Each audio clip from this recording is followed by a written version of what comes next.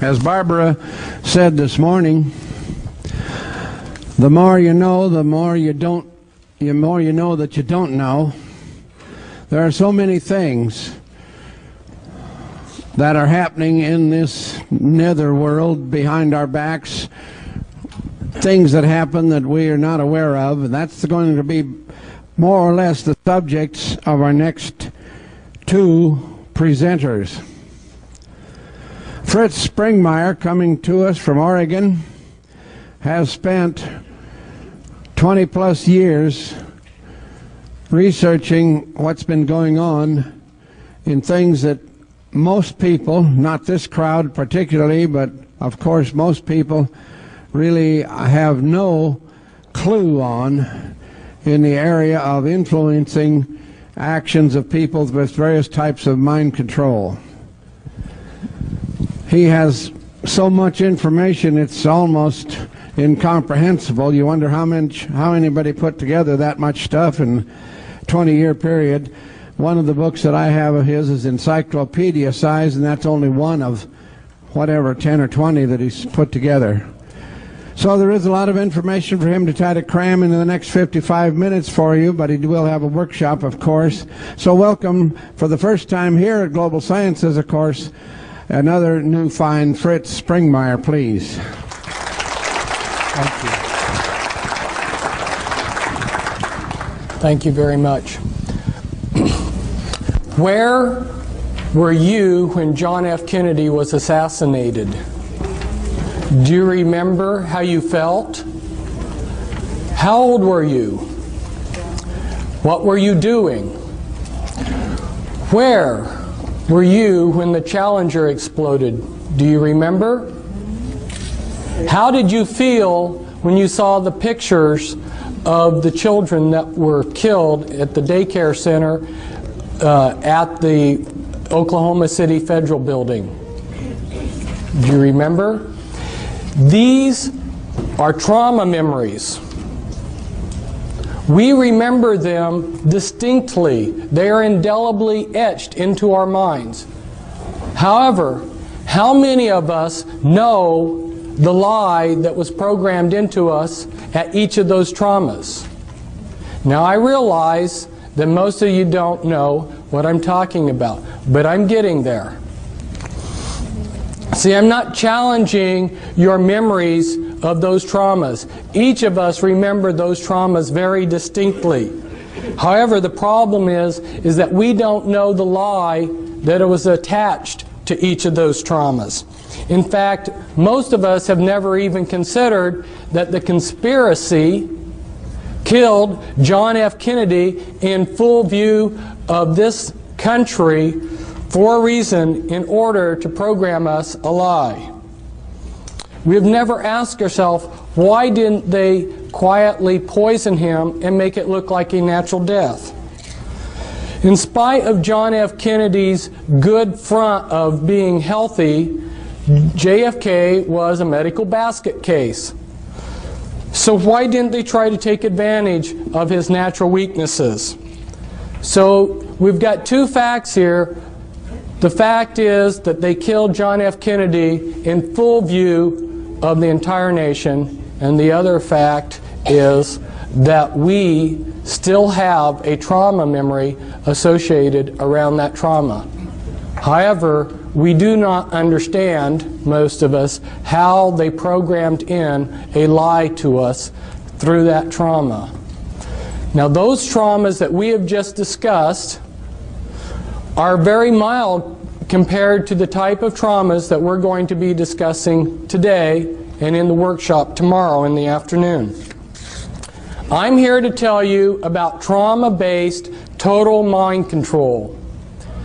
This is a type of mind control which turns the victim into a puppet, a slave. This is a type of mind control which is so horrendous that it dehumanizes a person to be a robot, an expendable piece of machinery that they can throw away. And the problem is that this mind control is essentially totally undetectable. The things that I'm going to be telling you today are going to affect you and your children and your grandchildren.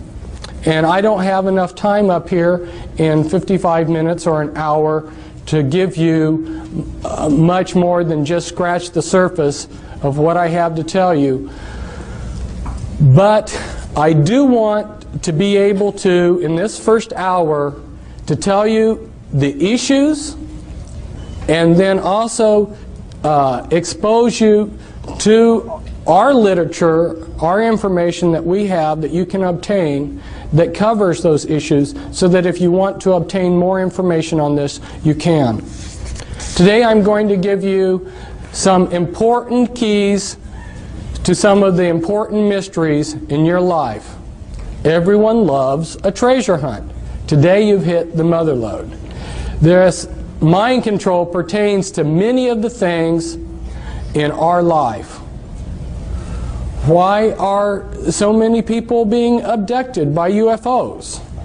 Why do things keep going wrong in our government? Who is running the world? How do we protect ourselves from someone who's an intelligent agent of the New World Order? How do we protect ourselves from deception? These are all issues that relate to mind control, and they are the type of issues that I give answers to. What would you like to know about the New World Order or its mind control? Or perhaps the subject bores you. If you don't know where you're going, how will you know when you get there? Where is this nation going? Where are we going with all these UFO abduction experiences? I'll tell you, we are headed toward total mind control. And I'm giving you this talk to motivate you, to help you, to inspire you, to inform you. And I'd like to do a little exercise. Look at the person on your right and look at the person on your left. Now, I'm not doing this to instill fear into you. But the reason I wanted you to look at the person on your right and the person on your left and then yourself is because one or all of you may be under this total mind control and not even know it. But I'm not saying this to instill fear into you, but I'm trying to motivate you out of your complacency. Because after I found out about this horrendous mind control, which is being carried out on such a grand scale, that my life became insignificant compared to the suffering of the millions of victims. And that's why I've dedicated my life to stopping this mind control, or doing as much about it as I can. But I can't do it all by myself, and nor can I succeed with my co-author Cisco Wheeler back there, but we need all of your help. Now, this has been a great conference. There's been a lot of great speakers. But if I was to sum up this conference, I would sum it up as saying mind control and disinformation. What do I mean by disinformation? Today, people don't understand what disinformation is. One needs to go and study, which I have done, how these intelligence agencies that disseminate disinformation, how they operate, and what kind of disinformation they put out. A very good example of this is MI5 and MI6, British intelligence. Maybe a lot of you are aware that British intelligence created American intelligence. And British intelligence is extremely powerful. Before World War II got started, the British had infiltrated the Nazi spy apparatus so that every German agent that was recruited into the Nazi apparatus that was spying on Britain had to become a double agent. 100% of the German agent spying on Great Britain was a double agent for the British. And anyone who joined those spy cells had to become a double agent, or they got dropped, so they kept the continuity. Through those double agents, they disseminated disinformation to the Germans. If you will study the type of disinformation that they fed through those German agents, you'll get a good idea of the type of disinformation that's being disseminated to you all through double agents. Some of them have been up here as speakers. You may think that disinformation is simply passing a lot of lies. No. Disinformation has to look like the absolute truth, but you slip in a little poison with it. So some of these double agents that the Nazis had received very big decorations by Hitler. In fact, one of these British agents, double agents, received the highest award that Hitler could give him, while at the same time he received the highest award that the British could give him. Kind of interesting, huh? An example of how disinformation works. You give 99% true information, and it's that one little piece of disinformation that's the clincher. So through their spies, they fed the Germans the range of their naval radar, but they understated it. Well, the Germans were excited to get any information on the British radar, their naval radar. When the Bismarck sailed, and you're familiar with the battleship Bismarck, because their intelligence agencies had been fed this shortened range of the naval, British capabilities of their naval radar, that one little piece of disinformation, they made a big mistake, and that mistake cost them the Bismarck. So see, this is how critical it is to understand how a speaker can get up here in front of you, he can give you 95% good information, and it's that 5% poison that he's going to give you that'll be the clincher. It's very hard to understand, for most of us to understand how disinformation comes about. Now, my co-author back there, she said, "Fritz, you're not going to hold back on these people, are you?" Well, for those of you who don't know me, if you watch that movie Braveheart, when I watched the movie Braveheart, I realized that's me, you know. I've been trying to fight these people, and I've got the same spirit. No, I'm not going to hold back on you people, and I don't think you want me to hold back. You want the whole truth, and I'm going to give you the truth as best as I can. And some of you who don't know may be wondering, who is this Fritz Springmeier character? And so, unfortunately, I need to just take a minute and tell you about myself. Why am I in a position to be up here telling you things that other people can't? I think it goes back to several generations before me. My great-grandfather was a very insightful, wise, intelligent, good man. He lived in Germany before World War I, and he saw, because he was insightful, what was coming. So he escaped in a wagon underneath some sacks of grain across the border into the Netherlands, because he saw that a world war was coming at a time when most of the world was just having a good time. And I think God honored the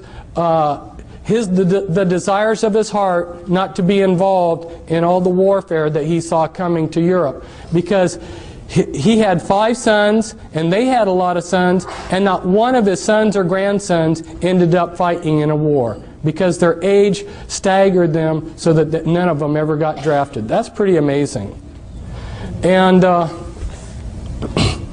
then if we look at my father he's still alive. He's exceptionally brilliant man. You would call him a genius. And as I grew up, he allowed me to ask 1,000 questions. You know, I sat there and pestered him the whole day asking him questions, and he would answer them. And he never got tired of that. And he tried to take where he was at in life and his capabilities and help the world. And my mother, she was another brilliant person. My mother and father grew up on farms. They were farm people. They were good people. They were not associated with the system at all, nor have any of my relatives, except for one of my dad's cousins in World War II, because he was a genius, worked on the Manhattan Project. But my father has basically been a technocrat for these people that run the world, and he tried to make a career out of going to third world countries and developing their agriculture. And so I got to see some of the movers and shakers of the world, and I also got to see how the people, as David Adair called them, you know, these bureaucrats, how they treated the technocrats that worked underneath them. My father was sent by the U.S. State Department aid program to Nepal when I was a child to develop the Nepalese agriculture. And he painstakingly typed up a big, massive report of their state of affairs all over the country, which he traveled on by foot and by jeep, and when he and a plan to improve their agriculture, and they had lost it within 2 weeks. And that was back before there were photocopy machines. So I saw how saw time and time again how the people that are running this world just played around with people like my father, who sincerely wanted to improve this world, this planet. Not growing up in this country and not coming to continental United States until I was 11, have an outsider's view of this country and what's going on. And you know, when you're in a situation, if you can step aside and look at it from a distance, you see it differently. And so there's a lot of things that I see about this country that maybe other people can't, because I have been in 33 countries, and I've been a world traveler, and I see things from a different perspective. Plus, when I was in Nepal, we didn't have television. I spent a lot of my idle time reading Encyclopedia Britannica. And I went to a private school that when I came to the United States, I was 2 years ahead of the kids in public school. So that gives you a little bit of background of why, having been a truth seeker who's devoured books every day and have interviewed countless numbers of people and done all kinds of research, that gives you a little bit of background as why I'm up here telling you some of these things rather than somebody else. What I've seen at this conference so far, there's been a lot of things that pertained to my research on mind control. Our Japanese speaker last night, he talked about blood pressure in the head and how he went out to find out. It was so frustrating for me this last week. I tried repeatedly to get a chance to tell him why he didn't find any information on that when he went out there looking in the medical books. Because see, I have been spending time researching mind control and what these people are doing. And there's a cerebral spinal fluid, as well as the brain, the blood pressure in the brain, and a lot of other things that he's not aware of that have been suppressed by these people. This is information that they have suppressed, and the reason why is because there's only a few men in the world that know these things, and they're using it to enhance their programming abilities, their mind control programming abilities. So there's a flip side to this. Some of the things that I'm going to tell you about today are horrendous, but the flip side of it is that some of the things that the New World Order and the Illuminati know, if they were put to good use, would be fantastic. I have repeatedly seen that these people are giving us the crumbs of technology and information. In fact, they go to, there's a conference, Bill Gothard seminars, where they teach spiritual principles for Christians. Their programmers go to these conferences. Their programmers, their mind control programmers, know how a person can make themselves into a great spiritual being they know this far better than most of the Christians, but they use this information for evil. They're able to take and set in things within the life of a person to prevent them from becoming the person that they could have. So there is a good positive flip side to this, but if you saw what I've seen, it would make you angry that these people are taking what could be used for the elevation of mankind and they're using it to enslave us. Now, as I go through this, I'm going to touch on a whole variety of things because, like Dean was telling me, he says, my audience knows a lot about the Illuminati. The thing of it is that the information, the level of information that I'm putting out about the Illuminati, unless you've been in touch with my information, you haven't heard it before, because that's a much deeper level than what the people are telling you. So I need to just touch on some things so you see the type of information that you can get, and this all pertains to the mind control. So we're going to run through real quickly here some overheads. Around this date, Admiral Stansfield Turner, who was head of the CIA, went before a congressional subcommittee, and he admitted to them that yes, the CIA is carrying out mind control on countless numbers of unwitting American victims. And he even went so far as to say the basic methods that they use in this mind control: hypnosis, drugs, and torture. And around this period of time that he was addressing the congressional subcommittee, why the New York Times had this article. Here they mention a couple names of these are mind control programmers. Dr. Ewan Cameron and Dr. Louis Jolyon West. They were two examples of mind control programmers.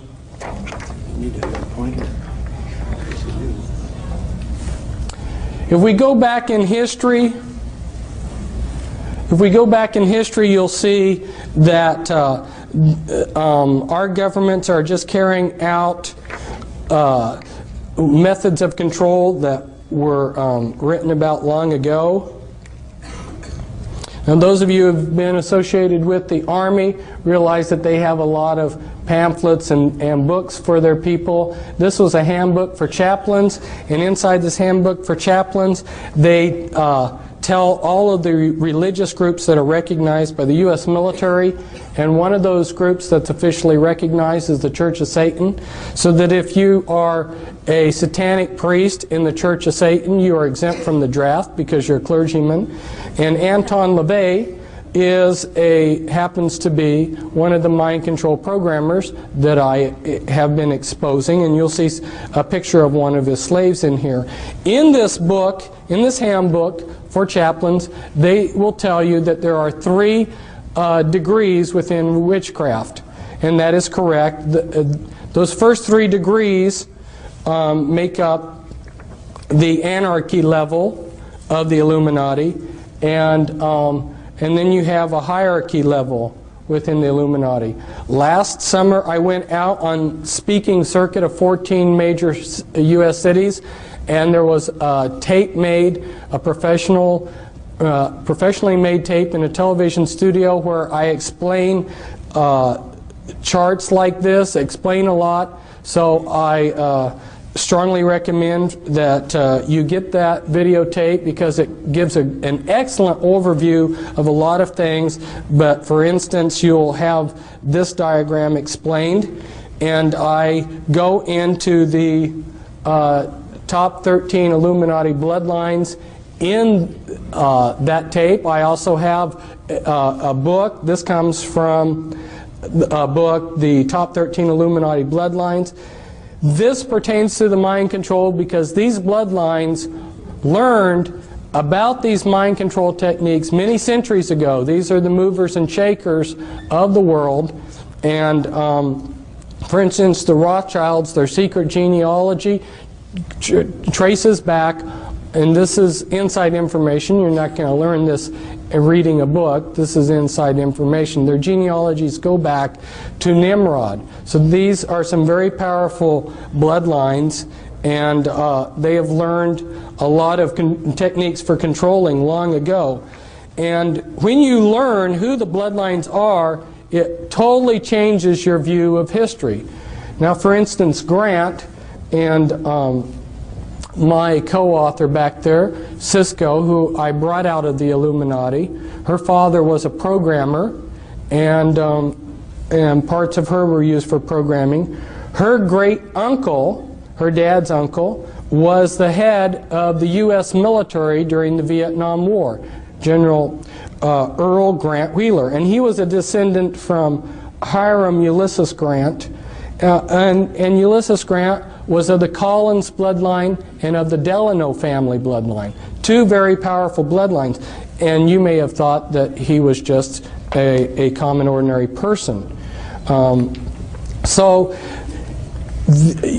understand what's going on, you really need to understand these bloodlines, and that's why I encourage you to get the book that we have back there, the Volume 1 book, the Top 13 Illuminati Bloodlines. These are just some representatives of those bloodlines. And these are Illuminati members that I'm showing you here that are representatives of the different bloodlines. And the DuPonts, for instance, have been in charge of a large portion of the military-industrial complex. They have produced the gunpowder for all of our wars. So every war that we've had, they've gotten incredibly rich. They also are into a lot of the chemicals. Every day you use chemicals that came out of DuPont factories. The Freeman family and Gaylord Freeman, head of the Priory of Zion, and this is the Kennedys. Here we see JFK at the Great Pyramid. It seems like a lot of these Illuminati types have made a pilgrimage to the Great Pyramid. And here's Anton LaVey. See if I can get him up a little bit so that the camera can see a little bit. This is Anton LaVey with one of the members of his church, Sammy Davis Jr. Sammy Davis Jr. was part of Rat Pack, which were working with the intelligence agencies and were Satanists. And one of his slaves, James Mansfield, is there kneeling down before Anton LaVey in a satanic ritual. And here was the first presidential model sexual slave that they allowed the public to see.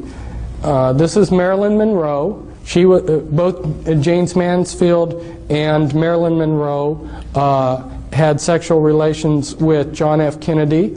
And here I believe that you can see her switching personalities.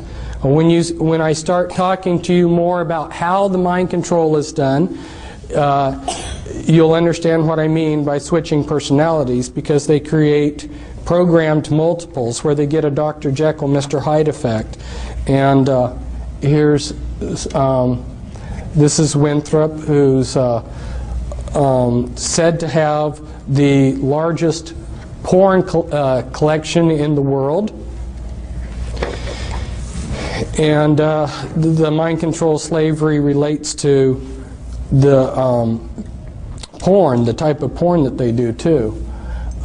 This is Guy de Rothschild, very powerful man. His bloodline will have the Antichrist, and that's his son, David. And here's the Russell family, and represents the Russell family. And here you see Bill Clinton. This is a hypnotic induction for a mind-controlled slave. It hypnotically inducts them. And then you have William Huntington Russell and Samuel Russell, which tie back into your slave trade. So see, these people, these Illuminati families have been involved in slavery for a long time. And they've been involved with mind control techniques for a long time. A lot of what they did with the black people was for purposes of, they were very skillfully using trauma and divide and conquer against the black people when they enslaved them. And I don't have time to go into all the ideas behind what they did to the black people, but just leave you with the idea that the reason that they brought over the black people like they did in the ships, with so many dying, and the way they separated them from their past and everything, it was all utilizing mind-controlled techniques. And this is some other Illuminati bloodlines here. The Lee family, Li Ka-shing, billionaire in Hong Kong. Some others. Hitler was of the Rothschild bloodline.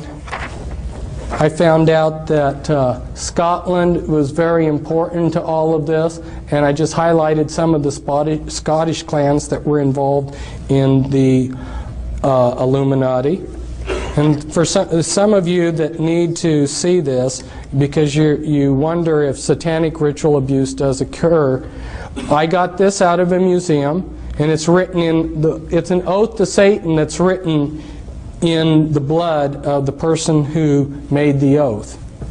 And this is very standard for people within the Illuminati.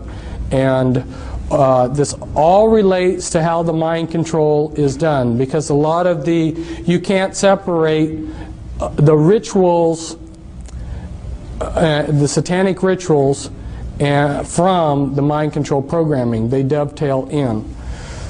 But they're also using alien themes in the mind control too.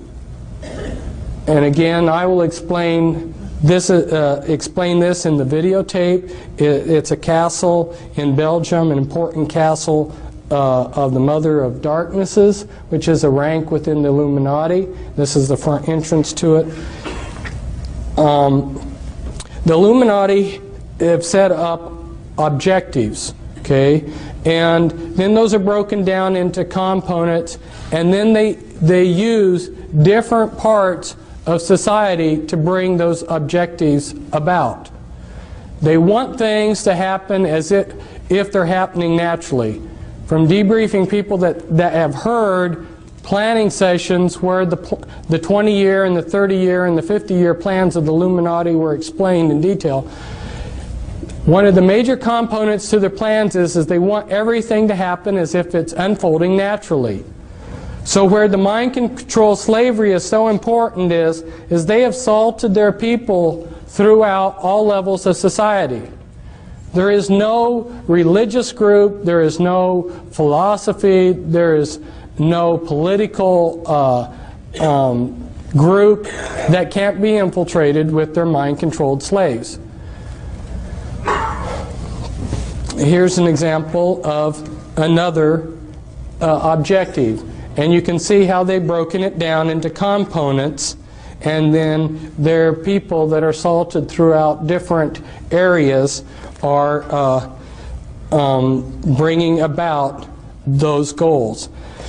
This is explained in the videotape, so I won't explain it, but it shows the type of thing that I go into in some of my literature, in some of my books. And this is the Illuminati occult area boards that when they went to make federal regions, they copied the boundaries that the Illuminati occult area boards already had. And again, this is the type of thing that we talk about in the videotape. And you may say, what does this have to do with mind control? It's because healthcare and control of grains and all of these different things that we see being controlled behind the scenes, the way that they are able to control them is with these programmed multiples. And that's why people are saying, well, I can't believe that there's a conspiracy because I don't see it. No, it's being very subtly done behind the scenes. Here, Alice Bailey, who was connected to these people, was head of Lucis Trust and wrote quite a few books, started 140 New Age groups. She writes, "Years ago I said that the war which may follow this one would be waged in the field of the world religion. Such a war will not work out, however, in a similar period of extreme carnage and blood. It will be fought largely with mental weapons and in the world of thought. It will involve also the emotional realm from the standpoint of idealistic fanaticism. This inherent fanaticism found ever in reactionary groups will fight against the appearance of the coming world religion and the spread of esotericism. The coming struggle will emerge within the churches themselves." She's talking about mental weapons. Now, she doesn't spell it out here, but what she's talking about is the mind control that I'm talking about. And the name of her book's very appropriate. It's the externalization of the hierarchy. What was done in secret in these secret societies that tie in with the Illuminati, what was done in secret 100, 150 years ago is being externalized into society. And part of the way that they're doing it is through the mind control that's got an alien script to it, and through people that are seeing things and dreams and so forth. You know, one of the ways, see, my father was just naturally smart, but there weren't enough naturally intelligent people for the New World Order types to take advantage of. If you understand what they need to run their computer systems and to do the type of research that they needed to have some trick to get enough geniuses to really move rapidly forward with what they wanted to accomplish. And they discovered that if they scarred the brainstem, they could create somebody with a photographic memory. And so a lot of your people out there that are geniuses working for the system are mind-controlled slaves that have their brainstem scarred as a child. They've been given a photographic memory, and they've got programming. Now, how do they control these people? Well, they are releasing technology at a rate that they have decided upon, and they release that. If you're a mind-controlled slave, a lot of the ideas that you will get will come as dreams. Okay? They're controlling the various Christian denominations, various Christian religions. They're controlling the New Age movement. Your New Age prophets that are seeing things. Where do you think this stuff is coming from? And that's why I was so pleased to see Raylan Russbacher tell you her own personal story about how she discovered that the things that she had been channeling were actually being channeled through her via mind control from the intelligence agencies. This is, it doesn't show up very well on here. It's such a beautiful picture, but it's the inside of the House of the Temple of the Supreme Command of the Supreme Council, of the 33rd degree of the Scottish Rite Freemasonry in New York City. The House of the Temple here, one site for programming, one place for the Grand Druid Council to meet in a room there. Here I'm at a programming site, and this is the Presidio, and this is real near the Presidio, the Palace of Fine Arts, and where Illuminati have done rituals. Here's some more pictures from the area. You'll notice that the 6th Army has the satanic hexagram within a circle with the satanic anarchy A inside of it, and a lot of their staff are Satanists. This is some more sites around the area used for programming. This is on the Presidio where the Illuminati have had some rituals inside of there. And in the distance here is Alcatraz, which has been used for ritual programming. This is Tavistock, which is a site that's been used for mind control programming. Rothschilds have used Tavistock quite a bit. Here's a couple programmers. This is Michael Aquino, who's head of Temple Asset. He's a mind control programmer. And I don't think that he's got his staff in his hand there in the picture, but he oftentimes carries a staff. That's staff is like a cattle prod, and it will give you electroshock. There's been quite a few books coming out recently about the mind control, but they're all pretty vague. So I encourage you to get the Volume 2 book that we have, and the title to it's The Illuminati Formula Used to Create an Undetectable Total Mind-Controlled Slave. Now, how are they doing this? Well, they're using natural things, natural functions of the brain. Some of you have probably been driving along the road and you've been talking to your wife and just driven automatically. See, the mind can work in two different things. What you're doing is you're hypnotically trancing out on your driving. Maybe some of you have been driving and you went from point A to B and don't even remember driving. You just put yourself into self-hypnosis. There's different altered states that the mind can go into, and they're very familiar with these. The mind also has the ability to disassociate. You know, if you say, some people, if they say something that's wrong, and then you try to correct them later on, they say, well, no, I didn't say that. Their mind has to disassociate. Or you go on a trip and you remember the good things but forget the bad things. Okay, this is disassociation. The mind has a natural ability. Now let's say that you're a soldier in a war, and this has been going on for thousands of years to soldiers in wars. Let's say your buddy, for instance, has his arm blown off and his guts are blown out, and it's a horrible sight. The mind protects itself, and if you look at it on a timeline, and at this point in time is that trauma, if the trauma is severe enough, what the mind does to protect itself, it builds amnesia walls around that trauma. Well, the Illuminati learned this a long time ago, and so what they do is they compartmentalize the mind.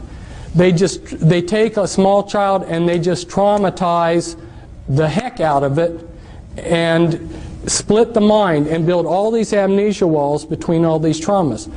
The worse the trauma, the better, because the better the trauma wall. So the most horrendous traumas you can possibly imagine are the ones that they want to use.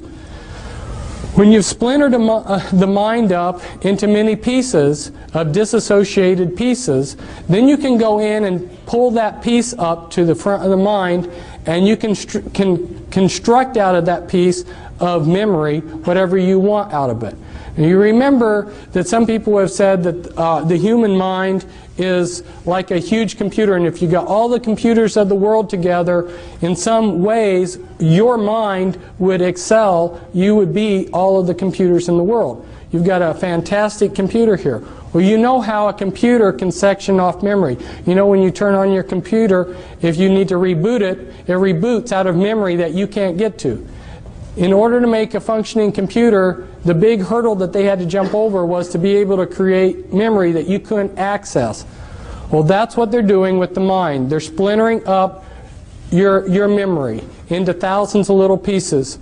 My co-author on a couple books on the mind control, her mind was split 30,000 ways. Now, you take those pieces of the mind, yeah, tremendous amount of trauma. Think of the amount of trauma it takes to split the mind and then multiply that times 30,000 times. Tremendous amount of trauma all through these people's lives. So you take that piece and you can make that piece of the mind into anything you want. Now let's say they take one piece and they show up films, and through the programming they make it into a particular personality. Well, what they want to do is they want to make the most perfect front for their slave possible. And so They will test a slave, they will test a victim that they're going to make into a mind-controlled puppet. They'll test them when they're a small child. And I go into the techniques in the book as to how they can test as to what your abilities are. They use EKG tests, and they know how to determine what your abilities are as a small child as to when you would grow up. So they plan out your they plan out your life ahead of time. They say, this one will be a doctor, this one will be a lawyer, this one will be a scientist working on rockets, this one will be this one will be that, okay? And depending on what they're wanting you for will determine the type of programming they give you. So it's very systematic, and because the movers and shakers of the world have all of the resources, basically, they can move these people into whatever field they decide for them, so they become the top of their field. Now, their front personalities are very legitimate, sincere people. They don't know about the Dr. Jekyll, Mr. Hyde effect. Imagine yourself being a Christian minister and horrors of horrors finding out that you've got disassociated parts of yourself that are Satanists, that are satanic, that go to Illuminati rituals. We recently had a minister fly in with his wife. He heard me speaking last summer on my lecture circuit, and when he heard me talk about the Illuminati, he realized there's nobody else that understands the Illuminati or the type of programming I have that can help me. There are very few people out there that understand this. That's why he came to visit us. That's one reason why I needed to talk to your people, Dean, about the Illuminati, is because since we have been here in this conference, there have been a number of people that have come up that have discovered that they have this kind of programming. They've come, they've gotten our material just since we have come to this conference. And there's other people probably that will learn it too. And so it gives people that are victims of this some confidence that there's somebody out there that will understand them when they hear that there's a few people like myself that really understand in depth what the Illuminati is all about. Now, this is comes from a book. I took it from somebody else's book, but this is somebody who's trying to develop artificial intelligence for computers. He's extremely brilliant. He understands the mind perhaps better than anybody, and he's showing the processes of memory and motivation. And I'm just throwing these diagrams up to you to show you that the natural mind is not one monolithic thing, but it's many components. And the Illuminati understand what those components are and how to divide the mind from itself and how to control those processes. For instance, if you electroshock somebody, you destroy their short-term memory for about 24 hours. So every time that Cisco was used for some purpose, let's say she was running drugs for them, or being used as a sexual slave, or whatever they were using her for, on a daily basis practically, they would electroshock her. What that would do is splinter your short-term memory. Once they get you programmed to where they want you, then they will delete your memory of having been used in these things. People that are on sensitive in government projects, if you are in charge of something that takes a classification, you're going to be under mind control. Don't you think that they're smart enough to want to control their secrets? And this was taken at Bethesda, which happens to be a programming center, but it's showing the brain's PT scans of multiples. And you'll see that from when one personality holds the body to another, we've got totally different PET scans. The mind of a multiple personality, and they now call MPD-DID, just recently changed that, I think, to throw some confusion into things.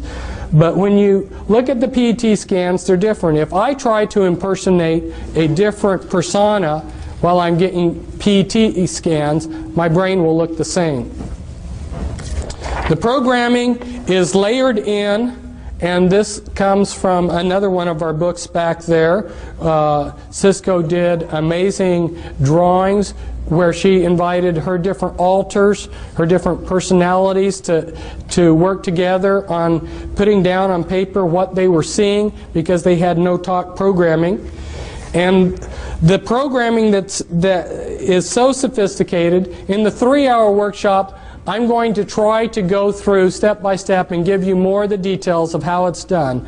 And of course, you've got the Volume 2 book, which explains it from A to Z too. But there's so much to talk to you about. I mean, how they're using implants, and on and on and on. And I'd love to tell you everything that I know. But as they go in and splinter a person's mind into thousands of disassociated pieces, they have to put those pieces together in some fashion that's going to be useful to them. So then they're structuring. And as they build the structures, they like to use structures like this. Like this is an infinity type structure, so that the person being programmed, they get a feeling like there's no beginning or no end to the programming. It gives them a hopeless feeling. But the type of sophistication, the level of thinking in this programming is so in-depth. This is when they're doing the structuring. This is the beginning of a chart showing the beginning of some structuring that they're doing. And then when the master, finally, the programmer or the handler, finally has finished programming the slave, he will have a 3-ring binder, a laptop computer with pages that look like this. And if he wants to call up a particular altar, he would say, like Brown Levi 2003 11A, Brown Levi 2003 11A, Brown Levi 2003 11A. That right there would be the access code to pull up a particular personality that they would want. And a lot of these personalities will not live in reality. They live in a total science fiction world. They've been dehumanized. Here's how one of Cisco's alters perceived herself. And they use Walt Disney movies for the programming. As you can see, this is from a Walt Disney movie where a doorknob it takes on life. If you showed a Walt Disney movie like this, you're creating the images for them to use hypnotically as they go in and do the behavior modification and hypnosis on that altar. And so this could be used to create a doorknob alter within a person's mind. And as they go through the dehumanizing process, like in Cisco's system of altars, all but the front altars in her had lost their hearts. They did hypnotic surgery where they took out the hearts out of these altars and replaced them with a heart of stone. So and that's so that these people can't give their hearts to Jesus. Because if you would talk to these altars and say, give your life to Christ, they'd say, I don't have a heart. I'm not a human. And then they've been dehumanized to think that they're maybe a horse or a dog or a cat or whatever. They build bodysuits out of implants. And you heard about last night about the biochip, how they're able to make a miniature computer that's very, very tiny, the size of a cell or even less. That's true. And they attach these tiny... You have to understand how computers are made. All a computer is an on-off switch. Anything that will consistently do one thing consistently, move in a particular direction or something, can be used as an on-off switch. They take strings of carbon atoms. They use DNA templates. Anyway, they make mini computers that are extremely tiny, attach them to viruses. Viruses have a liking for a particular part of the body. They will build a bodysuit of implants in you with these tiny computers, put in a master computer in the back of your neck, and these are just a few of the sites. These are the audio implants. There's about 6 different major categories of implants. You've got mimics implants, you've got auditory implants, holographic implants anyway. And when they program, they layer in the programming. They use a lot of, some of the base programs are your Alien scripts, your Alice in Wonderland and Wizard of Oz. Those are very common base programming scripts. And also Star Wars and Star Trek. Star Trek's a big one. What are the implications of this mind control? You've heard the term paradigm shift. The implications of this mind control are so mind-boggling that it's taken me years to make what people call the paradigm shift, to really comprehending everything we see. Nothing is as it looks, okay? And anything that is clean has been infiltrated and been dirtied. It's incredible. And this is a newspaper article where people are immigrating, where they're coming into the United States from.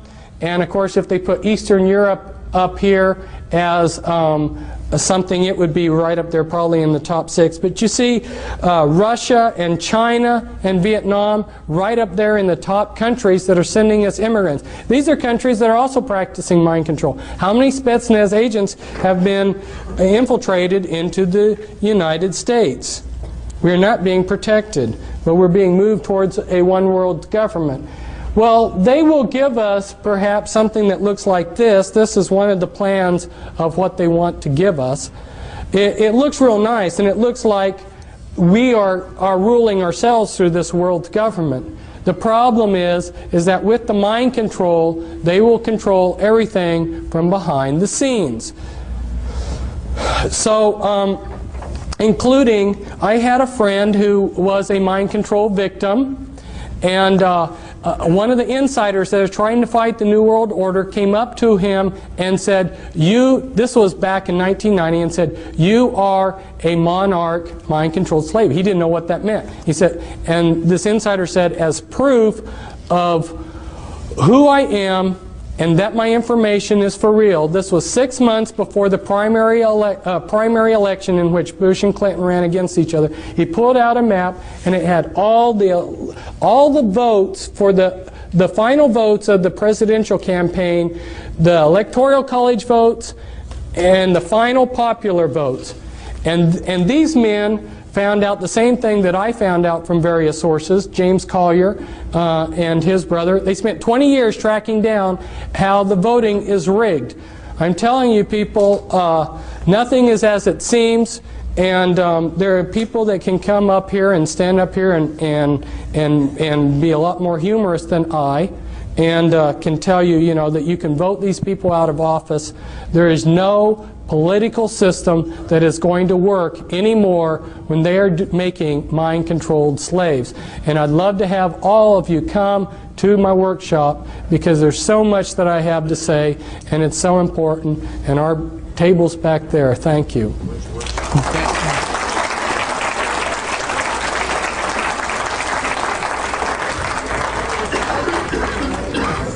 Again, thank you very much, Fritz.